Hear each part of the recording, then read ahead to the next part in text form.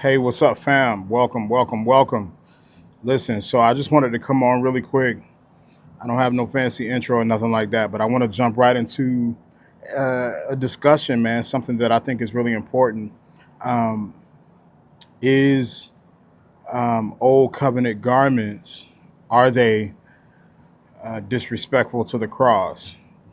I'll tell you what led me to this question. I was watching. I forget.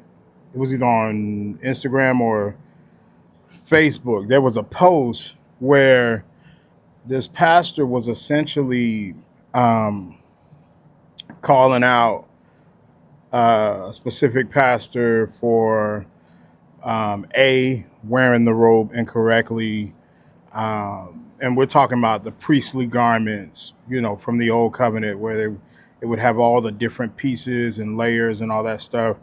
Um, and so evidently this pastor was wearing it incorrectly, uh, and then also calling him out for wearing it during a photo shoot, basically saying that that isn't what, and I'm paraphrasing, that isn't what the robe was intended for. That is not what the vestments are intended for, and essentially attacking this person. And so it kind of bothered me because, and I never bring up, people wearing the robes and the hats and the vestments and all those things. Some of my favorite preachers wear them, so I don't have a that's not a chip that I have on my shoulder. Like I don't have an issue with it. I don't do it, and I'll explain why. But I don't have like a gripe or beef for those who do. I don't think it makes you less anointed. I don't think it's not that big of a deal. But I will share something and share with you my reason why I don't, and then you can kind of deduce from that whether you believe that it is something we should continue to practice. So um, imagine getting rescued from a sinking ship, right? And then you've gotten rescued, but then you spend the rest of your life wearing a life jacket to remind everyone that you used to be drowning. Now, is the life jacket bad? No. The life jacket served a purpose, right? But if the rescue is complete, why are we still wearing, or why are we still obsessed with the symbol?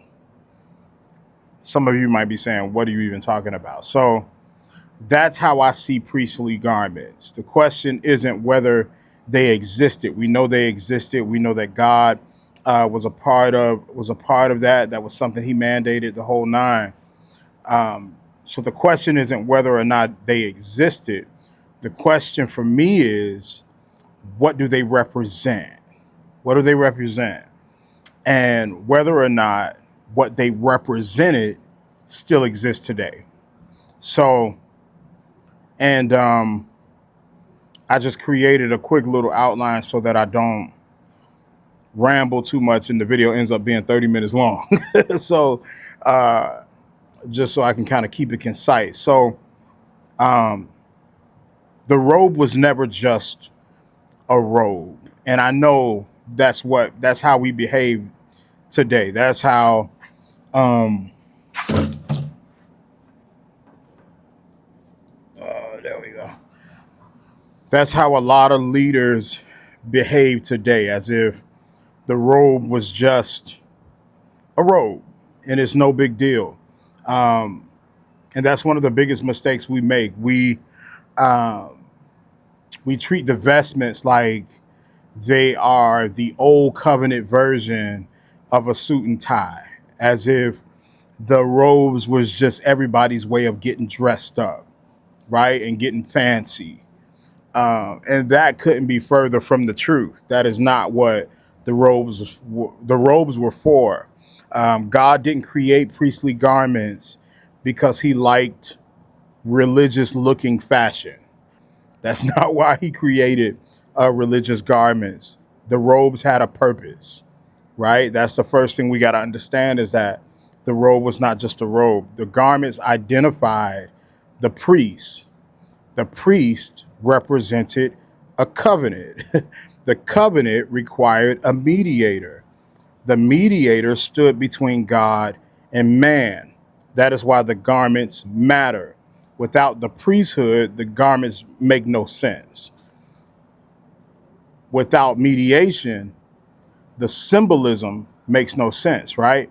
Exodus 28:2 tells us, make holy garments for Aaron and your brother. Why? Because Aaron held a holy office. Aaron held a holy office, right?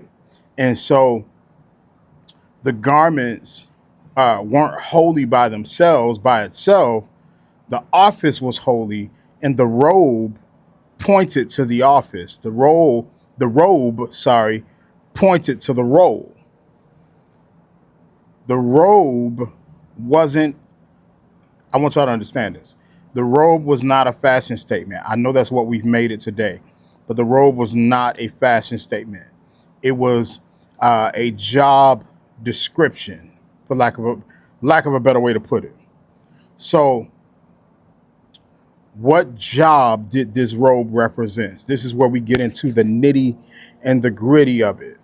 The robe represented a man standing between us and God. That's what the robe represented. The priest would approach God for the people.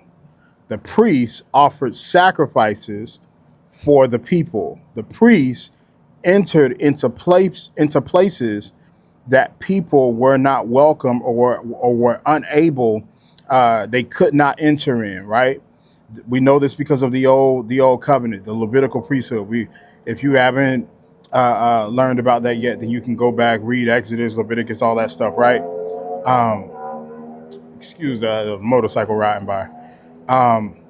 But the priest entered the holy place. The priest entered places that people could not enter, right?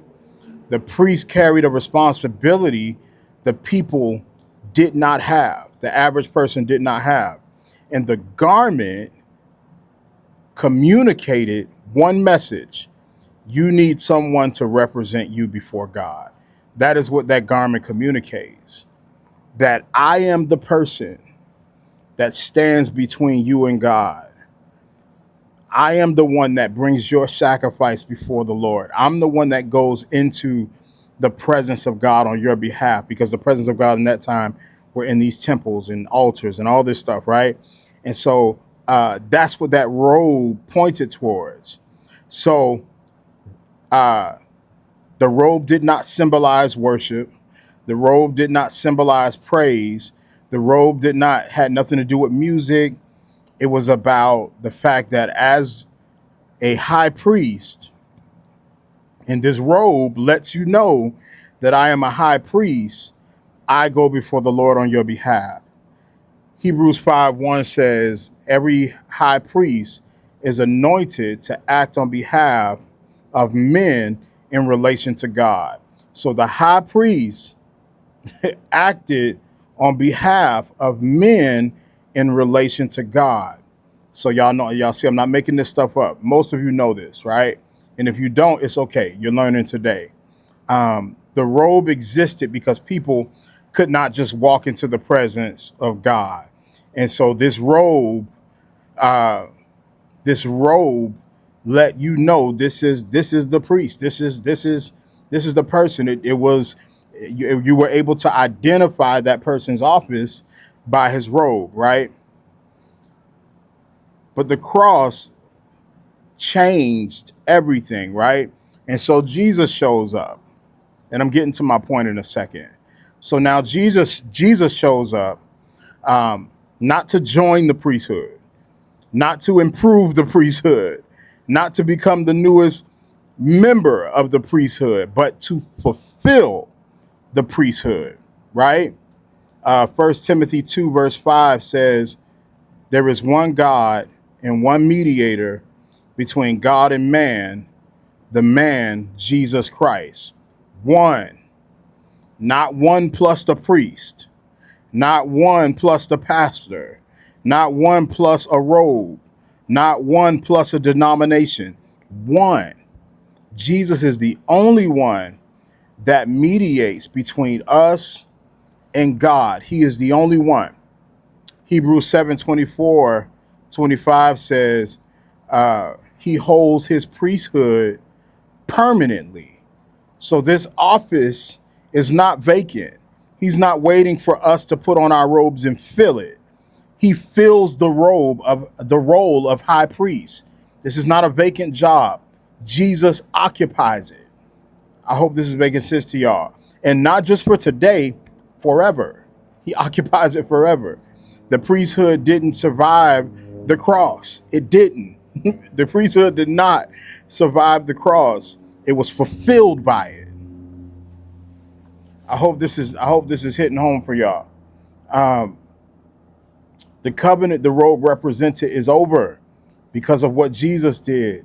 This is the part nobody wants to talk about. The robe wasn't just connected to a priest, it was connected to a covenant. Again, I'm breaking down why I don't necessarily wear them. The robe wasn't connected to a priest, it was connected to a covenant. It was connected to a covenant with earthly priests. The robe is connected to a covenant with earthly priests, earthly sacrifices, earthly altars, earthly temples, earthly mediators. And the scripture says that covenant has been fulfilled. So essentially the robe, all the priestly garments, investments, and all that stuff point to a covenant that has been fulfilled. I hope this is hitting home for y'all. Hebrews 8:13 says, and speaking of a new covenant, he makes the first one obsolete. He does not upgrade it. He does not revise it. He does not renew it. He does not add to it. No, it is obsolete, meaning no longer in use. This first covenant is no longer in use. Now, we just talked about how the robe points to the first covenant. So the robe essentially is pointing to a covenant that is no longer in use. So while you getting upset with this pastor because he wore this robe for a photo shoot, the robe is no longer in. That whole covenant is no longer in use. And the symbolism that we idolize is pointless at this point. The symbols that we idolize that point to that covenant, that is just simply, honestly, it's getting to the point to where it's becoming idolatrous. That covenant is obsolete. 2 Corinthians 3, Paul calls that first covenant the ministry of death. Now, don't misunderstand what I'm saying. He didn't say this because the first covenant was evil. That wasn't what he was saying. The reason it was called the ministry of death is because it revealed sin, but it could not remove sin. In other words, it exposed a disease, but it didn't cure it. In other words, it was holy, but it couldn't make you and I holy. The Bible tells us in Hebrews, I forget where it is, but you can look it up, where it says, it tells us that if the first covenant were faultless, there would be no need for a second, right? And so we know that the first covenant had fault, because if it didn't, there wouldn't be another one. But we're wearing vestments pointing to the one that had fault. Let's continue. I think it's strange how we celebrate, being free in this new covenant that we're under, being free from the old covenant while wearing symbols created to represent it. That to me just doesn't make sense.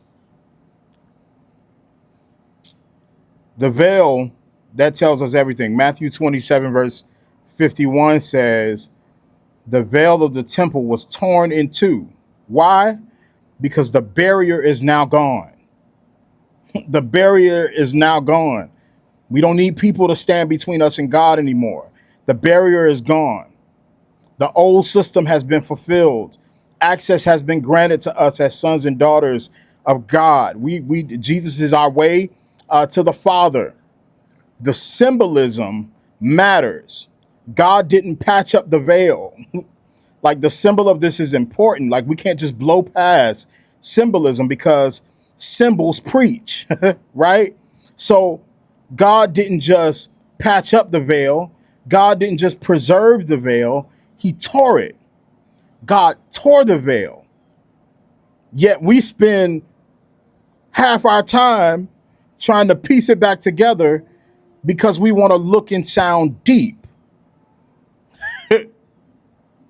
And so, to kind of wrap this up, my issue is not with cloth. My issue is not with robes. My issue is not with tradition. My issue is with symbolism. Because, like I said a moment ago, symbols preach. They were designed to. Symbolism was designed to preach. And the original purpose of the priestly garments was to preach a message. And that message is that you need a earthly priest to represent you before God. And that is not the covenant we are under today. The gospel says now that we have a high priest that represents us before God, and it is Jesus Christ. So in my post, because I put up a post today and I called vestments disrespectful to the cross. Maybe disrespectful is a strong word, but I do think it's worth asking if the robe symbolized a mediator, and Jesus, if the robe symbolizes a mediator and Jesus is that mediator, if the robe symbolizes a priesthood and Jesus fulfilled the priesthood, if the robe symbolizes a covenant and scripture says that covenant is obsolete, then why are we still attached to the symbol? Why are we still attached to the symbol? So at some point, we got to decide. At some point, watch this. At some point, we got to stop. We got to decide to stop celebrating shadows and start celebrating the king that the shadow pointed to. And so that is my heart towards that. I hope that makes sense. This video is longer than I wanted to go. The sun is going down. The video is getting grainy. And so, but I'm not going to record this again. Hopefully this ministers to you. All right. Peace.